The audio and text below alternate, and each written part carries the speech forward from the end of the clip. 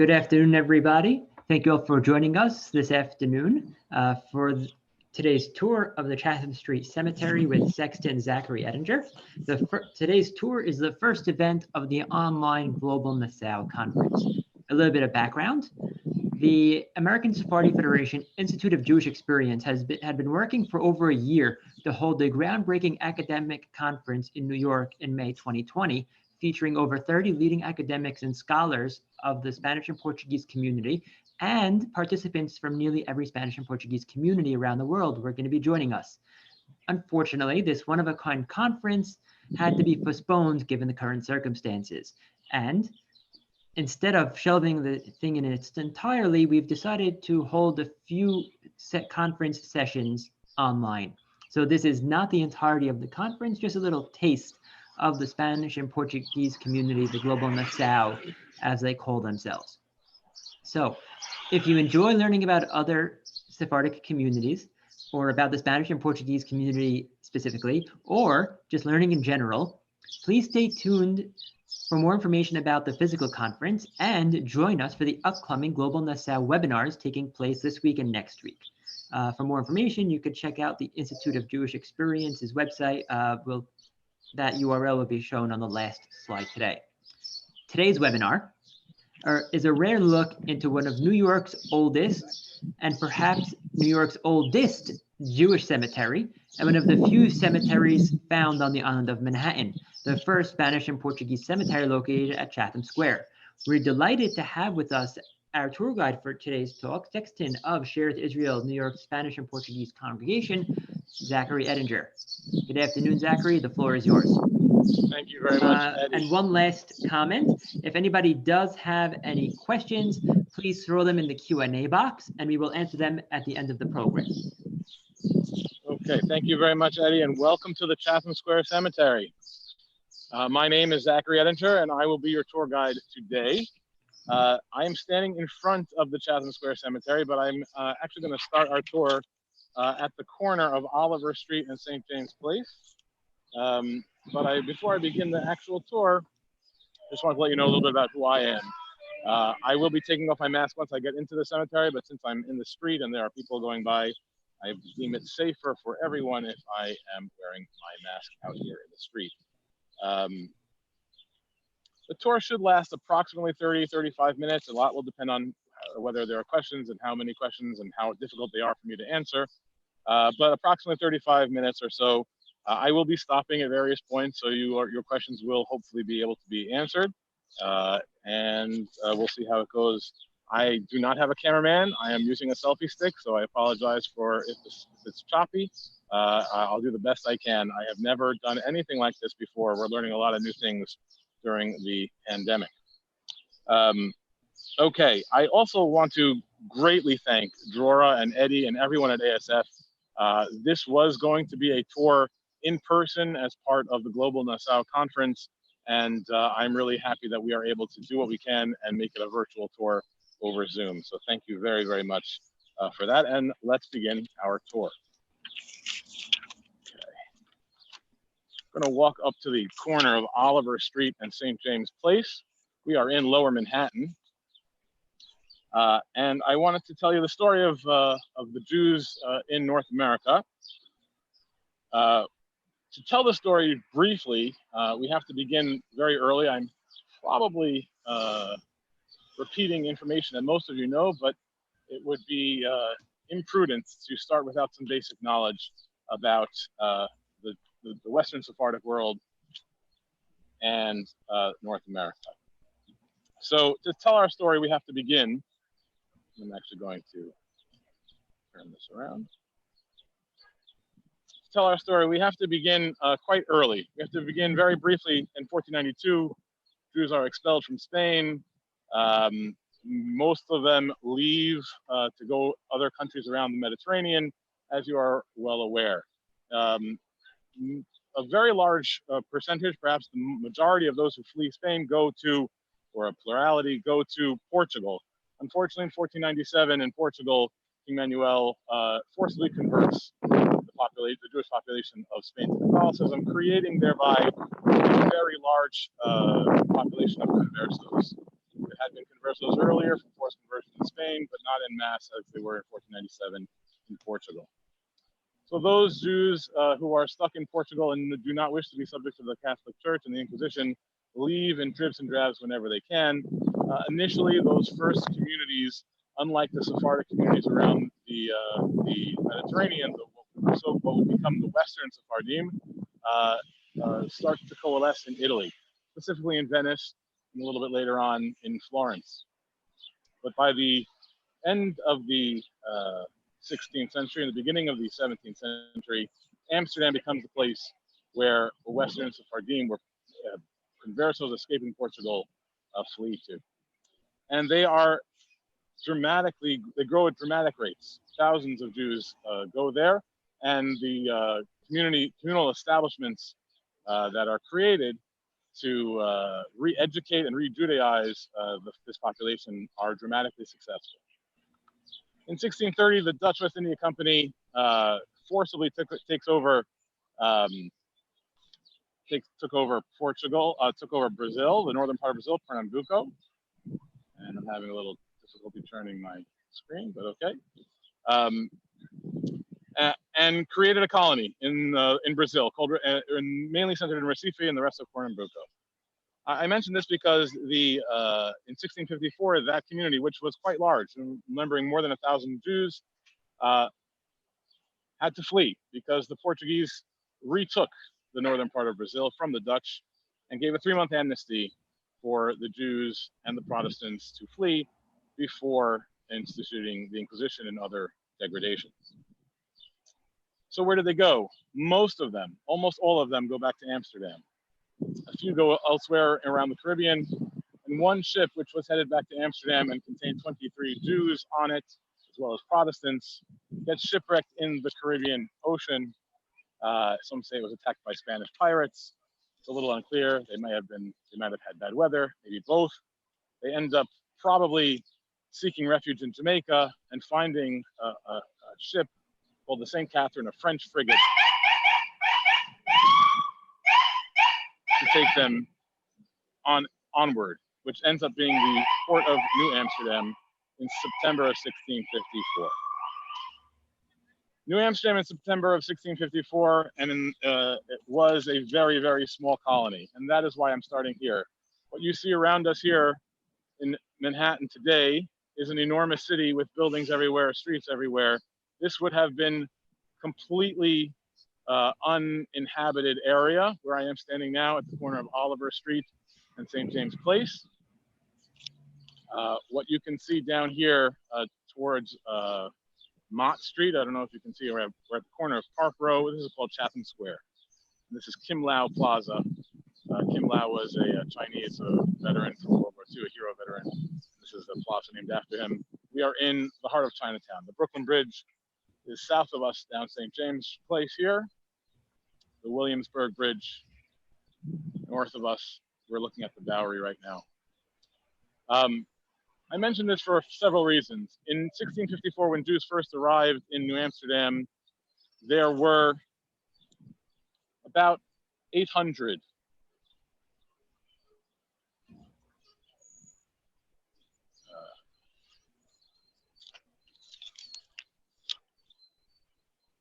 sorry about that, everyone. There were about 800 inhabitants of the colony of New Amsterdam. 3 Jews had arrived between April and August. Their names were Asser Levy, Jacob Bar Simson, and Solomon Peterson. And 23 Jews arrived in September, a few days before Rosh Hashanah. Those are the first Jewish inhabitants of North America. Just for, because we're not going to come back here, but once we get to the cemetery, behind me is Oliver Street. This is north of the cemetery. And in front of me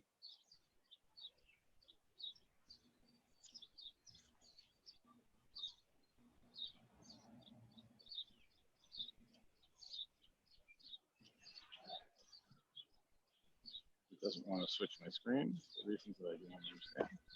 Okay, here we go. In front of me would have been the collect pond, also known as the Kalk Pond, or the Kalk Point, which is because the original Dutch residents thought there was chalk there. It was a malarial pond that once supplied water to the city, but really was quite dirty and disgusting by the 1700s and the 1800s, certainly. And it eventually gets filled in. And if you've ever seen the movie Gangs of New York, this is the location of the 5 Points. This is one of the most notorious slums in New York City history, the area that was landfilled in from the Collect Pond just beyond me in front here. And now we're going to go to the cemetery.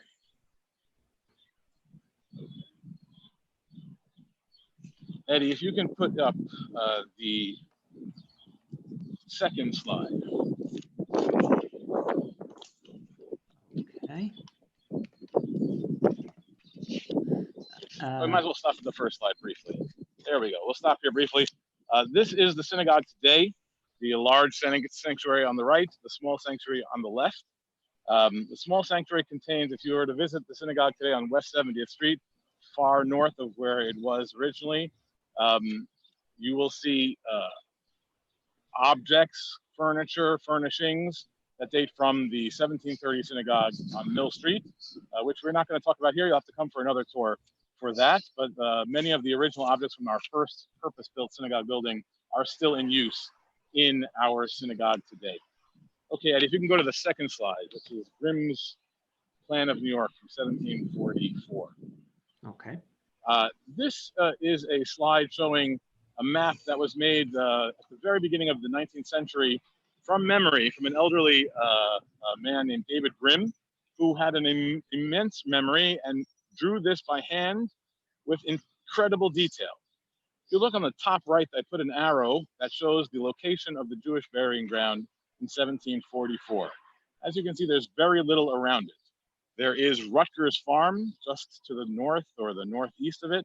The Collect Pond you'll see to the northwest of it, and south of it is the city, but it's pretty far before you get any houses or anything. In fact, that wall there is called the Palisade. It was meant to keep out intruders, especially Native Americans and other intruders that they were afraid of.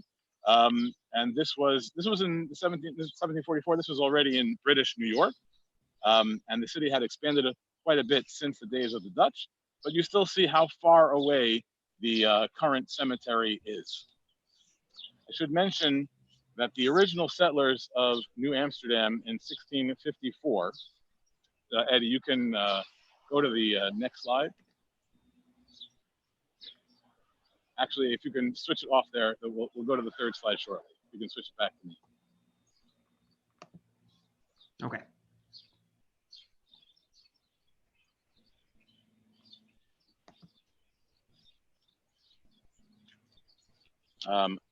So in Jews arrived in 1654, there is an entire story about how they achieved their legal rights. Essentially, Peter Stuyvesant, the governor of New Amsterdam, does not want the Jews to settle here. The captain of the French frigate, the St. Catherine, who had taken them from probably around Jamaica to New Amsterdam, immediately sues the passengers for their fare. So the very first thing that the Jewish community is embroiled in is a legal dispute, and they are destitute. They cannot pay their fare. So if Peter Stuyvesant tells the Dutch West India Company that he does not believe that the Jews should be permitted to settle, but the next year he gets a response from the Dutch West India Company giving official permission. So sometimes you'll see the founding of the Jewish community of New Amsterdam and New York as 1655, and that's because official permission was granted by the Dutch West India Company to settle in New Amsterdam in that year. Arrival 1654, official permission to stay in 1655. A big boost to this nascent community. Again, the people that were on that boat, most of them did not want to settle in New York. The three who came a little earlier, Astor Levy, Jacob Bar Simpson, and Solomon Peterson, probably did want to settle in New Amsterdam, but the 23 Jews who arrived in September were intending to go to Amsterdam and didn't want to stop in one of the colonies. So that community was really fragile. As has been pointed out by many others, the Dutch, after having experienced the loss of Recife, basically helped settle many other colonies or Jewish communities around the old and new world during this time, including London and Curacao and Suriname and all over the Caribbean, Nevis and Barbados. All of these communities essentially begin in this era. And New Amsterdam would be one of them. And to facilitate that, one of the Parnasim of Amsterdam and a few other notable congregants actually get up and move to New Amsterdam. The most notable one, the most famous name was Abraham de Lucena, who came in 1655, the end of 1655, early 1656, with a Sefer Torah from Amsterdam for this community in New Amsterdam. And so we can say that regular communal activity was taking place, including the reading of the Torah, etc. The community also asked permission to purchase a burial ground in 1655. They were denied by the Dutch West India Company initially, and they said, come back when you have a need. The next year in 1656, there was a need. Someone had passed away. We do not know the name of who it was. And they applied again and were granted what is only ever described as a little hook of land outside the city. That little hook of land is unknown. We do not know where that was. Some people have theorized that it's near this location, but already for probably 75 years or so, the idea that this first burial ground that I'm standing in now at Chatham Square is the same as the one that was granted by the Dutch in 1656 has been discredited. We really do not know where that initial cemetery was. So I'm going to turn the screen around and you can take a look at the cemetery. It's relatively small. Okay. This is what it remains of the cemetery today. It was originally much larger. Eddie, if you can put up the second slide again. Okay, we'll do this one. We'll do this one first, and we'll go back again. We'll go forward to this. Okay, good. Whichever one, just stop them. That one's perfect. Okay. This is from the same map as we showed earlier from 1744, called Grimm's Plan. And the really special thing about this is that it shows from his memory what the different houses of worship look like at the top of the map. And as you can see, I put an arrow where the Jew synagogue was drawn. And this is really the only real depiction of what someone who knew what it looked like, drawing what it looked like.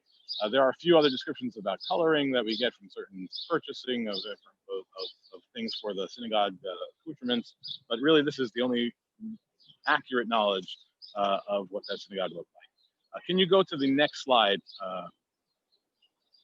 Eddie? Third slide. This is a plan of the 17. Yeah. Sorry.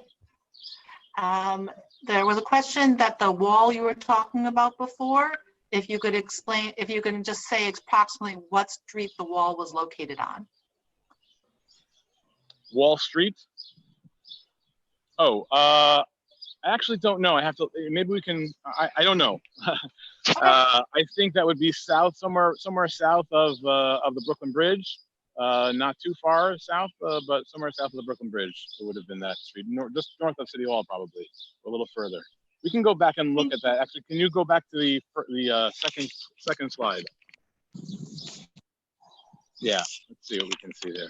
So, yeah, it would have been north of City Hall, as you can see, probably around where the Brooklyn Bridge is today. That's essentially where that palisade is, if that's what you were asking. This is a good, I don't know if you can see, I don't think it was large enough, but this, where it says number 50, is the Jews' burying ground. It's a pretty large space, at least in 1744. We're going to talk about its original purchase was in 1682. and the first burial in 1683. And then it was enlarged in 1728, 1729. Can you go to the third slide, Eddie? The next one. Sorry, the fourth slide. Okay, now we're looking at a plan from just a few years after. This is 1776, right before the American Revolution, just about the time of the American Revolution. I'm going to switch back here. I want you to see, this is the same, you see the same thing. This is the cemetery, but now you have a little added information. The street below. As in 1744, there was nothing around the cemetery. It was really quite wild. 30 years later, the city has grown quite a bit and is encroaching around it. And the street just to the east, here it looks like it's down, but really that's just to the southeast of the cemetery is called Banker Street. Today, that is called, let's see, that street is called Madison Street. Madison Street. If you go down to Chinatown, you can walk on Madison Street. I mentioned this because now we're going to go back to my screen. Because what is remaining today of the cemetery is quite small. It's a little bit over 100 feet, long, maybe a little less actually, maybe it's a little less than 100 feet long. But the original dimensions are probably 2/3 longer, going much further down than it does today towards the East River. It also went further west towards what now would be considered a Park Row than it does today. It was cut off by St. James Place, which was the extension from the Bowery in 1855, which is where we're going to end the tour. Okay, let's take a look at some of the notables. The ground for this cemetery was purchased in 1682. It was purchased by a man named Joseph Bueno de Mesquita, who was a very wealthy trader who had connections to Jamaica and Barbados. And he also notably had a Sefer Torah, which is something that an interest of mine is researching Sefer Torah from early colonial times. And Joseph Bueno de Mesquita had a Sefer Torah in his possession that he deeds to his brother, I think on the island of Nevis. He purchases the ground for the cemetery in 1682. We don't know if it was used between that and the next year, 1683, but the earliest gravestone that is extant in the cemetery is the one we're looking at here with a green, more modern epitaph that is put there so you can read what it says. And this is the grave of Benjamin Bueno de Mesquita, who is likely the father of Joseph Bueno de Mesquita, who purchased this property. The gravestone is mostly illegible, although I think if we had good cameras and a little luck with lighting, we could probably make out most of the inscription even today. But it was wearing away at a much earlier time, around the early 20th century, and this plaque was made so that the epitaph would be preserved. The Chazan of Shearith, Israel, I think in around 1900 or 1902, his name was Nieto, came to this cemetery and recorded as many epitaphs as possible, and many of them are subsequently defaced or effaced, and so some of the epitaphs we only know from his recording of them. The translation of this, which is in old archaic Spanish, is buried beneath this stone lies Benjamin Bueno de Mesquita. He died and was taken from this world on the 4th day of Cheshvan. His blessed soul, here separated from the living, waits for you, Lord, who returns to life the dead of your people with mercy, that they may live forever in eternity. Benjamin Bueno de Mesquita was born probably around 1600 in either Spain or Portugal. It's unclear where he re-Judaized, and he was a very well-traveled and successful merchant. He's found in 1654 in Leghorn. He's also in Brazil. Ultimately, he's in the Caribbean and Barbados and all over the place. But he is in 1665. He attempts to negotiate with the British to have certain trading rights, and something goes wrong in his negotiations, and he is actually expelled along with several others from Jamaica. And he then goes, it's unclear, either to Nevis or Barbados, ultimately finding his way to New York sometime between 1665 and 1680. And he dies here in 1683 and is the oldest burial recorded at the cemetery. Okay, next to him, immediately next to him, I want to note though that this stone, although you can't see it, it only is in Spanish. There is no other languages on this stone. A word about the types of stones before we talk about the language of the stones. This is a ledger stone. It's a flat stone lying across the earth. There are also headstones. Most of them are sinking. Some of them are a little easier to see. And there are what are called table tombs or tabletop tombs, as well as an obelisk, which we will take a look at a little later. So there's all sorts of styles. It is said, although not perfectly accurately, that the ledger stones is the Sephardic style, the headstones are Ashkenazic style, but as you will see, this is not perfectly accurate.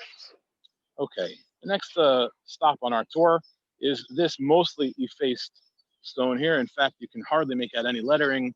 I think, again, if we had a very good camera with some excellent lighting, we might be able to get something off of the stone. But this is the stone of Abraham Burgos. I mentioned this stone simply because Abraham Burgos was by far the oldest person buried in the cemetery. He died in the year 1732 at the age of 107. It is likely that he came from Barbados to Newport in 1679, and when that community, or when his fortune started to fail as a trader, he moved to New York and was supported by the Shearith Israel community. Not much is known about him other than he had a very, very low rent and was probably a pauper at the end of his life. Going from those two stones, we're going to take a look at another one.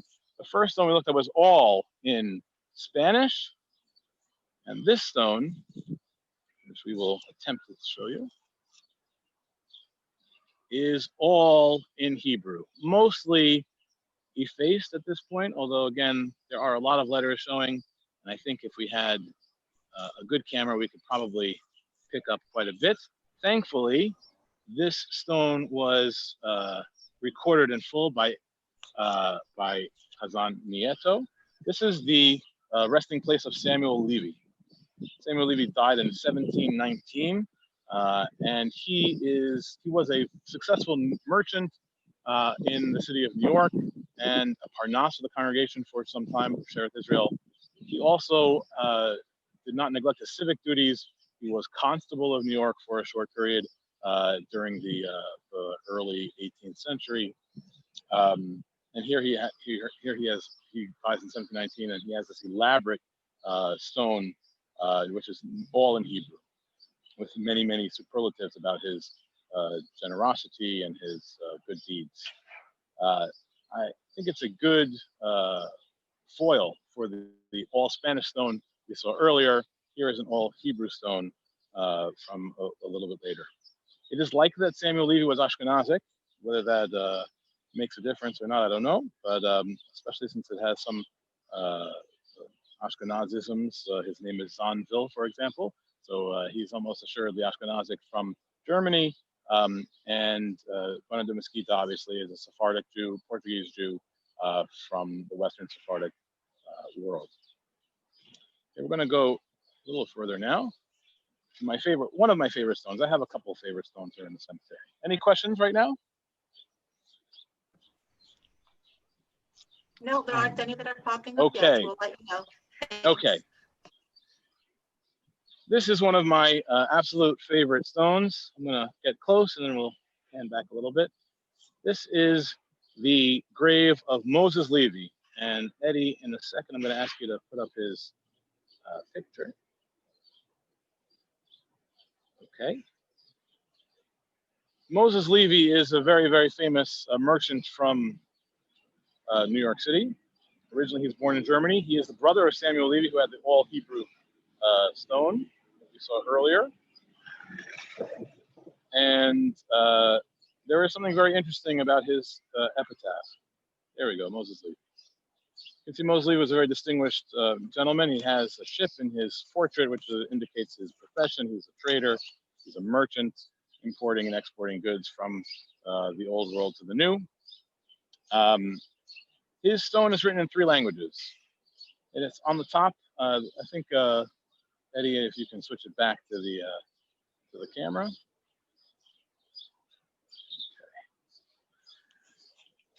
Top is Hebrew. Tells you that he was the Parnas of the congregation. It gives you a little more information about his Hebrew name, when he passed away, all in Hebrew. It says, and then it has an abbreviation for Tieh Nishmatot Shura B'Torah Chaim.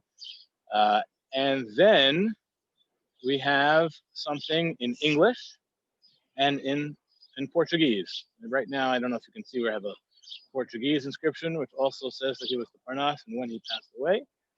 And then it has a few verses in English. One of my favorite poems. I'm going to read it to you. It's a little hard to see. O frail Adam, it's called. What the earth surely produces, death by his power reduces. By heavenly part, meaning the soul, man being fled, alas, the other parts are dead. Mr. Moses Levy departed this lifetime. It's the 14th, I can't see the month actually right now, of 1720, December 14th, 1728. One of my favorite stones, great poem. Interestingly, and this is the point I want to make,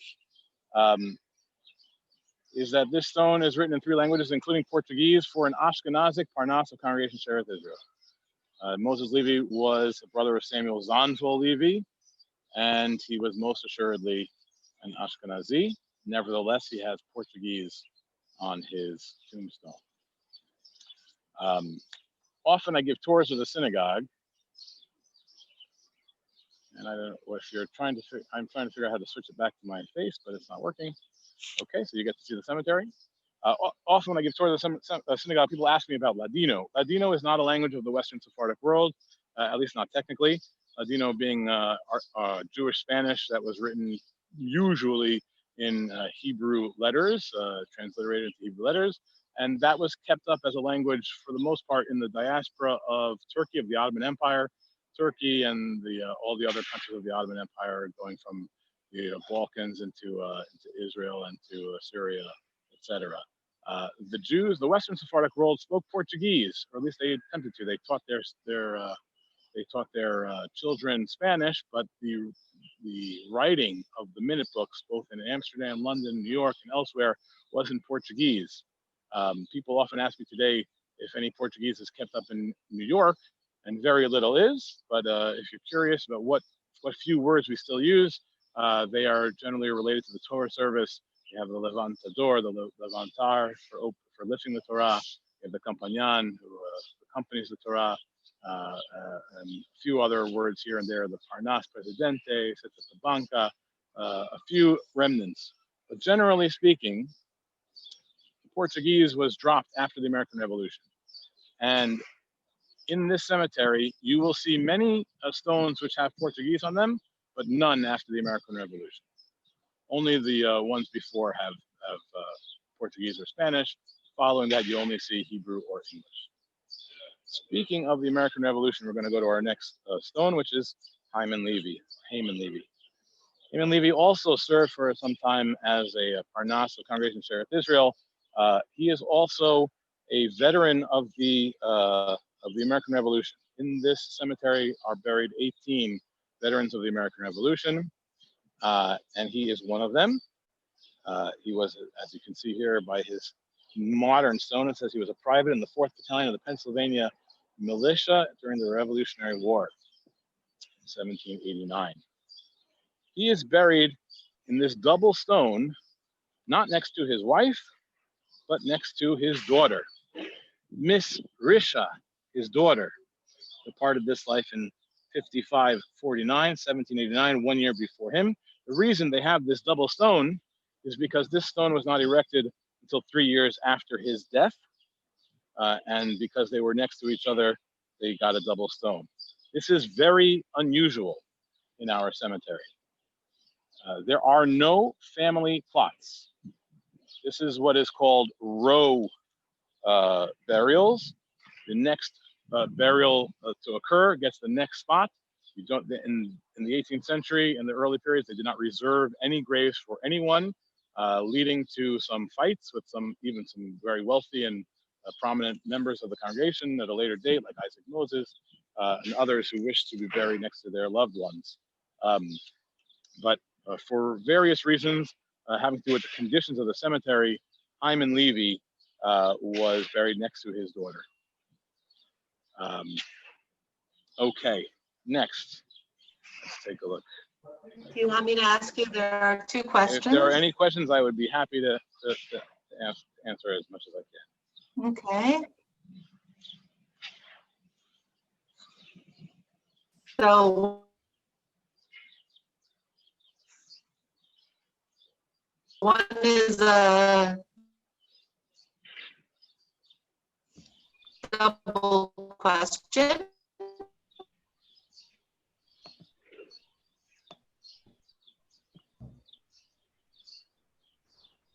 Did you not hear?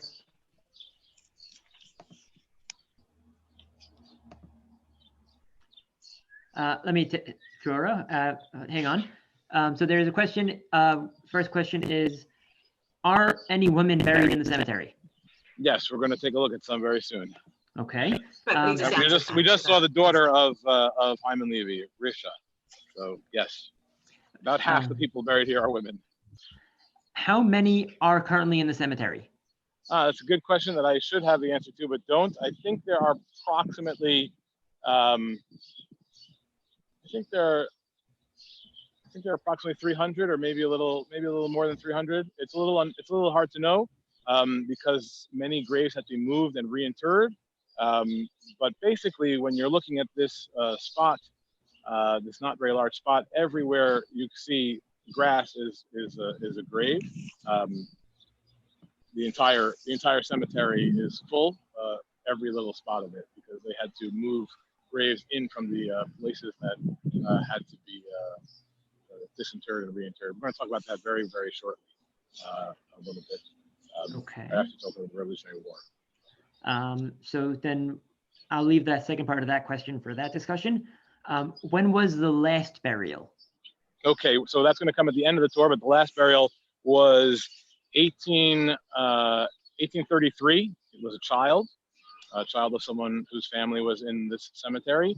Burial below Canal Street or Grand Street, I think Canal Street, was prohibited by the city of New York in 1825. We're going to talk about that at the very last bit when we talk about the ending of the cemetery.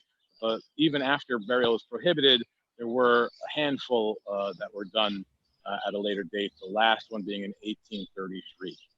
And was Shearith Israel the only synagogue at the time? Shearith Israel was the only synagogue in New York from 1654, or if you want to be more accurate, you could say 1680, until 1825. 1825, you have the first breakaway, which was B'nai Jeshurun, which broke away basically because they were Ashkenazic and wanted to have an Ashkenazic ritual. They had asked Shearith Israel to have an Ashkenazic minyan. Shearith Israel said no, and they broke away and had their own synagogue. We still maintain our current cemetery together with them in Queens.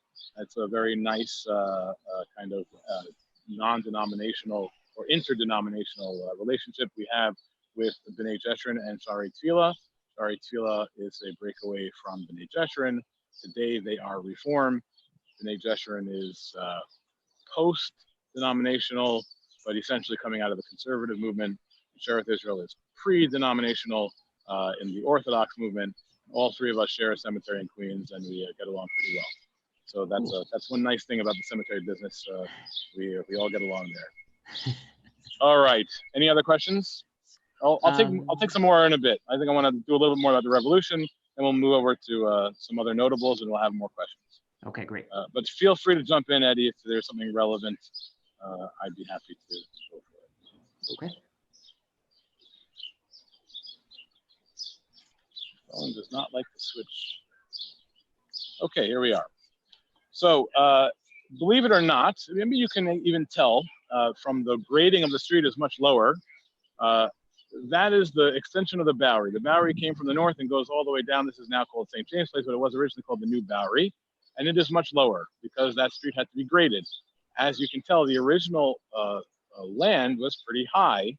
And if you were here in the 1770s, this would have been a very significant high point in the surrounding environs. This was at top of a hill and looking down basically at all over, especially east toward Brooklyn, which you can now just see tenements and buildings, but that we are facing east now. That would have looked over the East River.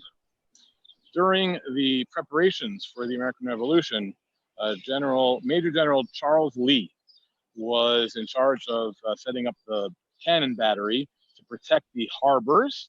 And he writes to Washington that he is setting up a cannon at the top of the Jews' burial ground and at the bottom of the Jews' burial ground facing the East River, and another battery on the opposite side in Brooklyn facing the Manhattan side to prevent British shipping from entering the East River.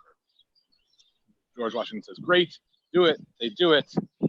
Unfortunately, the Continental Army loses the Battle of Brooklyn, or the Battle of Long Island, it's called sometimes, and the British enter New York, and New York is their capital during the entirety of the Revolution.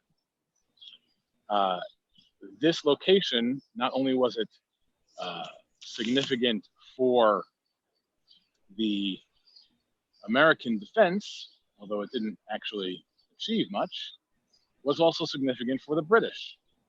And as you remember, this small space was really much longer and much larger. The British apparently had a foundry, or whatever the right term is, for making cannon and bullets near this spot, as well as a stockade. And there are some remnants, at least traditionally, this is what is said, that stones such as this one, which are essentially illegible now because it had nothing written below, but it had a lead epitaph that was in the center, which we have now filled in with concrete. But there was a lead epitaph there that got taken out, and another one here. And there's one or two other ones around the cemetery. The tradition is that the British took those leaden epitaphs out to make bullets and or cannon with them, taking local materials right out of the cemetery in order to make cannon balls. So this spot, not only does it contain veterans of the American Revolution, it also had some minor use as a military facility during the Revolution itself, the British occupation of New Amsterdam. Now let's go take a look at some of our patriots around. Actually, before we get to some of our patriots, I want to take a look at this very small footstone here. This completely effaced stone, we have records of is someone named Jassy Jonah. We're going to talk about her son a little bit, whose name is Walter Judah. This is Jassy Judah, his mother. Jassy Judah was the mother of 12 children. Her husband died when they were young, and she was left widowed with 12 children to feed. She was a very resilient woman. We don't know a whole lot about her, but we do know one tale that is quite disturbing and interesting at the same time. Around the time of Passover, I forgot what year already, she had her 12 children in synagogue with her. And as you might expect, they took up a lot of seats. The trustees didn't like that these kids were sitting in the seats of other people who were paying members, seat holders, and they had only had a certain number of seats allotted to them, and these children were taking up their seats. So they asked her to either pay for the seats or not to bring the kids to synagogue. She refuses. There is a standoff. Feelings are hurt, and it actually goes to court. Despite the efforts of Gershom and Decius to stave it off, it goes to court. You can imagine this is a lesson to boards today, that sometimes when you unintended consequences, I'm sure they thought that she would settle and would capitulate, but she did not. And she took them to court, and she lost because she did not have the legal right to have her children sit in those seats. and she paid the £6 or whatever it was, $6 that she was owed to the synagogue, and didn't step foot for 6 months. Comes to Rosh Hashanah and Yom Kippur the following year. The president of the synagogue, named Isaac Moses, writes her a letter inviting her and her family to come back to the synagogue. Everything is settled and fine, and they should come back to the synagogue, which she responds in writing that they will. So that it has a good ending. She has a pretty tragic story. She's lost children. She lost her husband. It's really kind of a sad story, and she had all this trouble with the synagogue. But that's Jassy, Judah. Here we have Emmanuel Noah, or sometimes known as Manuel Noah, who is the father of Mordecai Emanuel Noah. We don't know a whole lot about him other than he wasn't a great father to Mordecai Emanuel Noah. Mordecai Emanuel being the most famous Jew in the 19th century America, but we'll talk about him another day on another tour. But this is his father buried right here. Okay. Any questions as I move along? No new ones yet. Okay. We are now standing pretty much in the middle of the cemetery. And here we have the gravesite of Jonas Phillips. I could speak for a long time about Jonas Phillips, but I have taken up more than my allotted time, I think. So I'll go a little quickly. Jonas Phillips was a tremendously important figure in Jewish history. He came to America as a young man in the 1740s, or about the 1740s, as an indentured servant. And he works towards his freedom, and he earns his freedom. He comes to New York, becomes a very successful merchant, especially during the Revolution. He originally starts in New York. During the Revolution, he flees with most of the remaining members, the Patriot members of the congregation, to Philadelphia, where he is one of the founding Parnasim of Mikveh Israel, our sister congregation in Philadelphia. And so I think you can see portraits in the lobby of the Mikveh Israel Synagogue, because Jonas Phillips not only was a Parnas of Congregation Shearith Israel, he was also a Parnas of Mikveh Israel in Philadelphia. While in Philadelphia, he is a significant figure. He loans money to the Continental Army. He also serves as a veteran in the militia, the Pennsylvania militia, and he corresponds with Continental Congress after the war is over, and with George Washington, imploring them not to have any religious test for office. And eventually he wins that right, and that is enshrined in our Constitution, that there shall be no religious test for holding an office in the government. Pennsylvania had one. You had to swear on a Christian Bible to hold office in Pennsylvania, which is why Jonas Phillips was so concerned about that. Next to him, in this obelisk, the only obelisk in this cemetery, we have others in other cemeteries, is Gershom Mendy Seixas. Gershom Mendy Seixas, sometimes called the Patriot Rabbi. Patriot he certainly was, Rabbi he certainly was not. He was the minister of Shearith Israel, the Chazan.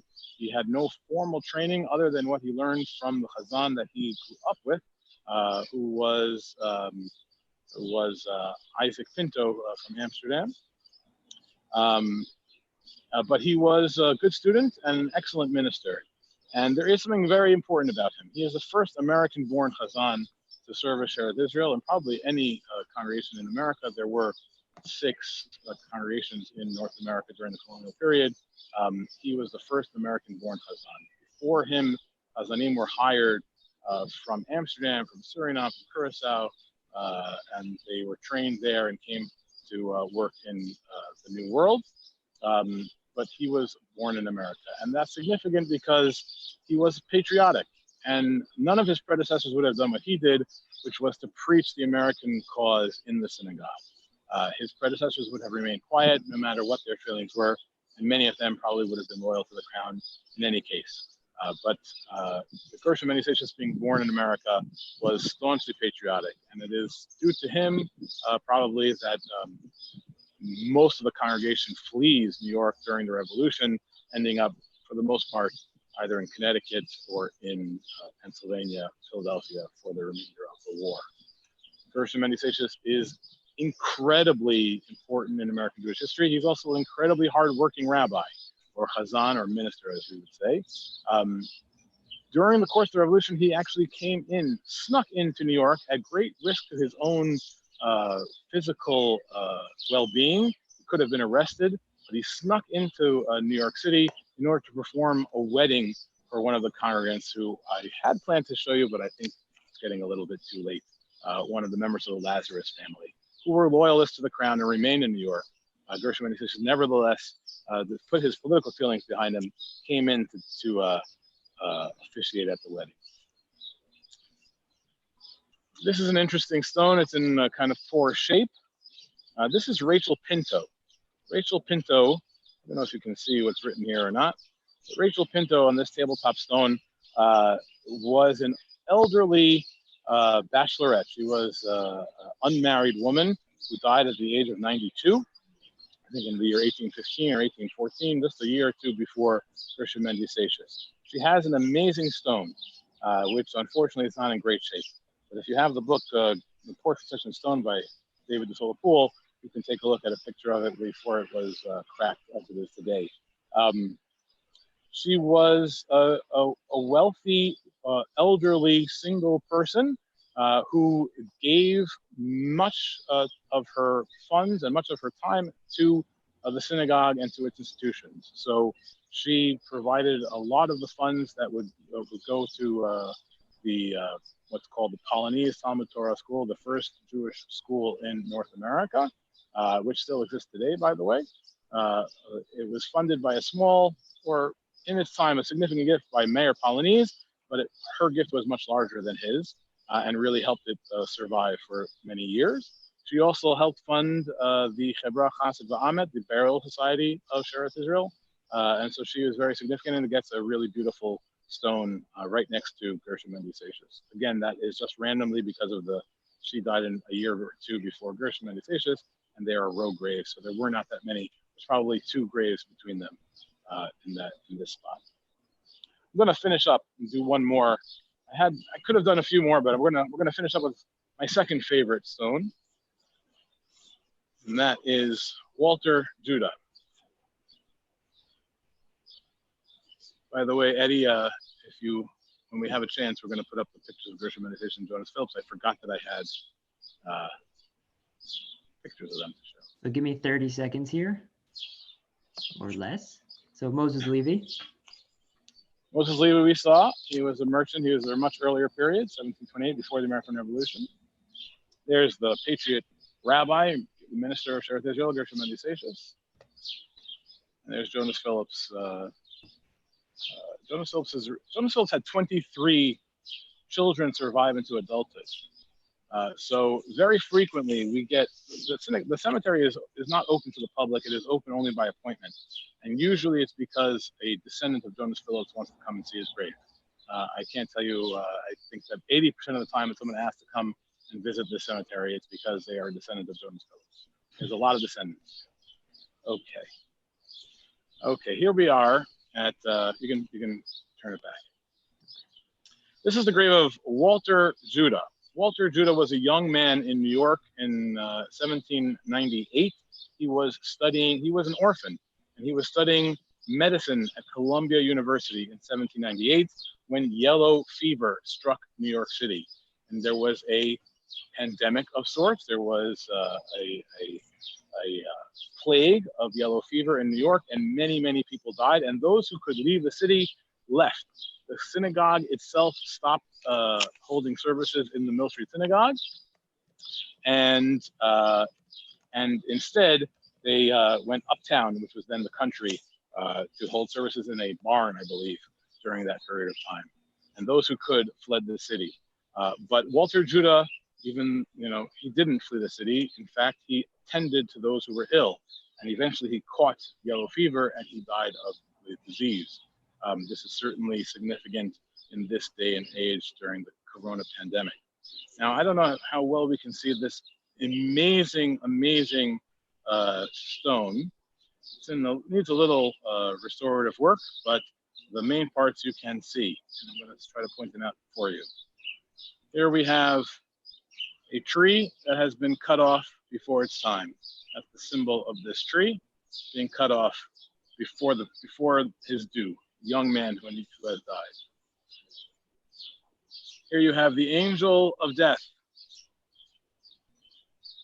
dropping or inflicting pestilence upon the city below, which is essentially supposed to be New York City. He died during the yellow fever epidemic. The stone was probably not made in New York City. There's only one like it here in New York, but there are many, many, many stones like this in Oudekirk or in Suriname and Curaçao. This is an expensive stone, but it is not common to have in New York City. It was likely imported. And why does it not want to go? It only wants to show forward. There we go. Okay.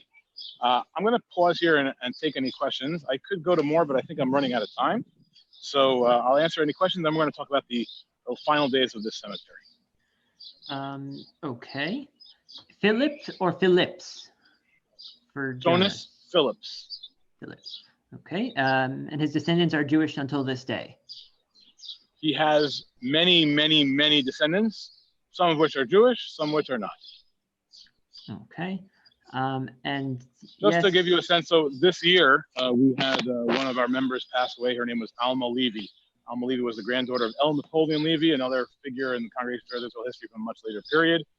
L. Napoleon Levy was the grandson of Jefferson Monroe Levy, who was a grandson of Jonas Phillips. So she passed away this year, member of Congregation of Shearith Israel, descendant of Jonas Phillips.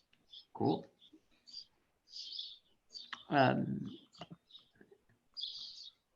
Okay, so I have two more questions, but I think they're going to segue you into your final talk, so I'll ask them at the end.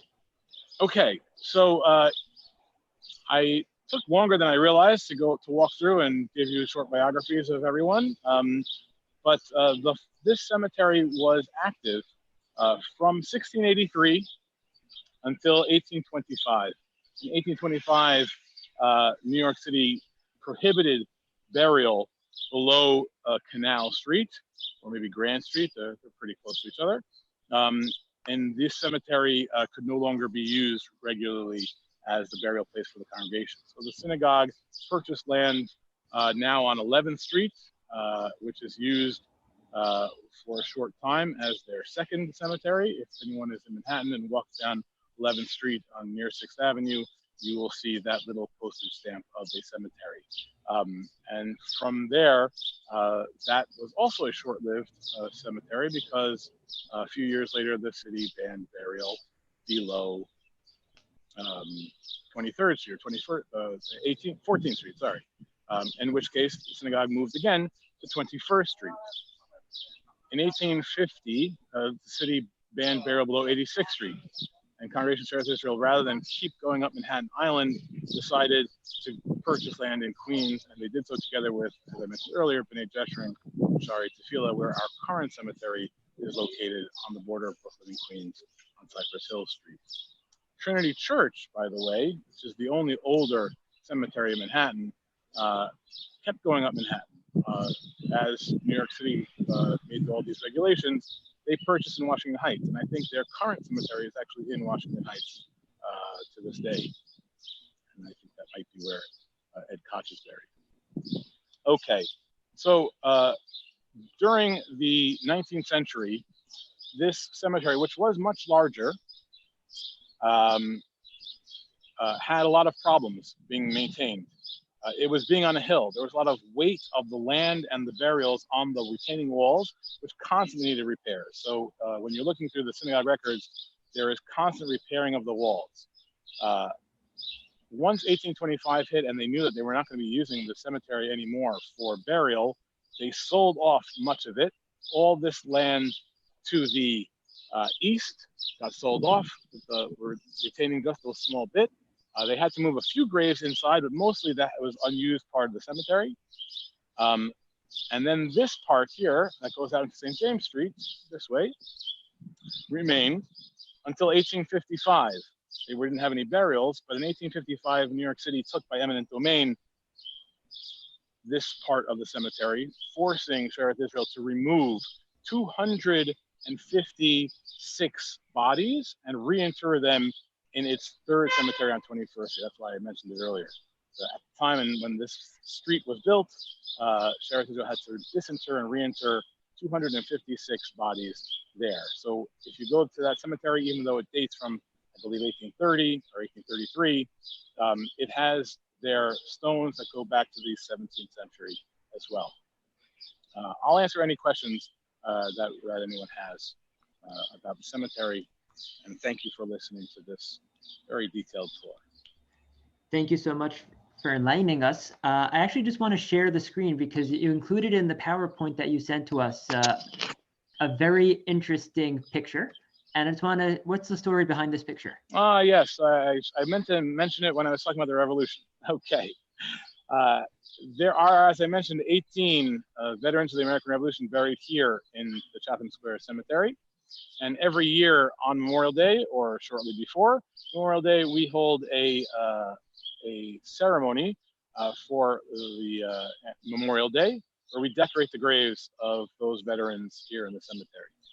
This year, by the way, we are not going to have our regular service for the first time in about 75 years or so, maybe more.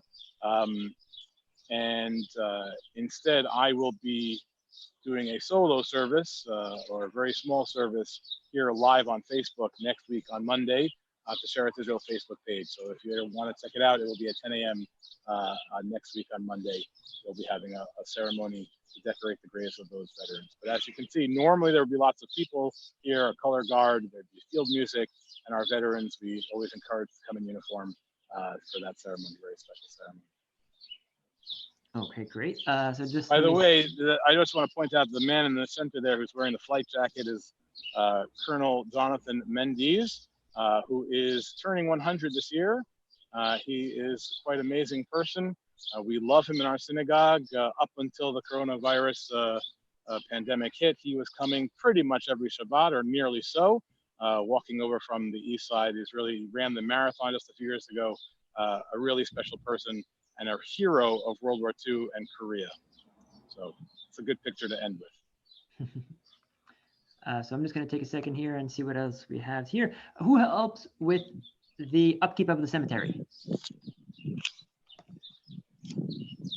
We have, I'm not sure what the question really is. If anyone wants to help, that'd be great. Once a year or so, we have some volunteer efforts from the congregation. And also we have a hired maintenance man who comes once a week, sometimes with the team, to maintain the cemetery. It's a little bit harder in the summer and the spring than it is in the winter, but all the time it's open to the air. So even when there's not a lot to do inside here, there's always debris and garbage to be cleaned up and whatnot. So yeah, we have regular maintenance. It's essentially weekly maintenance of the cemetery. And it's maintained by the congregation. Okay. Maintained by Congregation Shearith Israel. And has the congregation ever done some sort of radar detection to see if there's additional bodies underground? Yes. So I forget how many years ago, I'm gonna guess around 15 years ago, they did ground penetrating radar, which found basically that every spot here is a grave, and even a few spots out in the street are small, shallow graves, which may indicate that there was a children's row there at some point, a little bit unclear. But yeah, ground penetrating radar has been done, the results of which were that there are a lot of burials in this spot. Someone asked earlier what the number was, and I'm sorry I don't have it, but I think it's probably, I don't know, in the 400 range or 500 range. I'll check it up. If you email me, I'll answer your questions to the best of my ability. Okay. I don't see any additional questions coming in. So at that point, I would like to thank once again Sexton Edinger for taking us on this tour today. Beth White, can you type your question into the Q&A box and we can try to get it answered? For those of you who are joining us, please do join us for Mondays at 12 p.m. We do have an online class, Lunch and Learn with Professor Zvi Zohar. And this week and next week, we have a continuation of the online version of the Global Nacao Conference. So this Tuesday, we have Western Sephardic cantorial practices. On Thursday, new academic research on Western Sephardim with Professor Ronnie Perelis. And next Sunday, you can join us again with Sexton Edinger as we read the Azharot in the custom and the tunes of the Spanish and Portuguese congregations of different congregations around the world, not only of Shearith Israel. And then on next Tuesday, May 26th, there will be a tour of Western Sephardi synagogues led by S&P Central's Joshua Mendez. So let me just see if one other I just wanted to mention, I don't know if it was a personal message to me or if it was if everyone could see it or not, but one of the participants who was watching today was Daniela Weil, who recently wrote a children's book as a historical fiction imagining the diary of Astor Levy. It's a great book. I recommend it to all of you. Very well researched and very pleasant and easy to read. But it mentions Astor Levy, bears mentioning. Astor Levy was the only Jew from the original settlers of New Amsterdam who continuously lived in New York during the transition from the Dutch to the British period. There are about 10 or 15 years where there are very few Jews in New York, and Astor Levy is one of the few that remains there continuously. And everyone always asks, where is he buried? And the answer is, we do not know. It is not in this cemetery. The cemetery, he died before the cemetery was purchased. We do not know where Astor Levy was buried. Okay. And with that, I'm going to say thank you very much once again. And I look forward to seeing everybody at our future webinars. Thank you very much and stay safe, Thank you, everybody.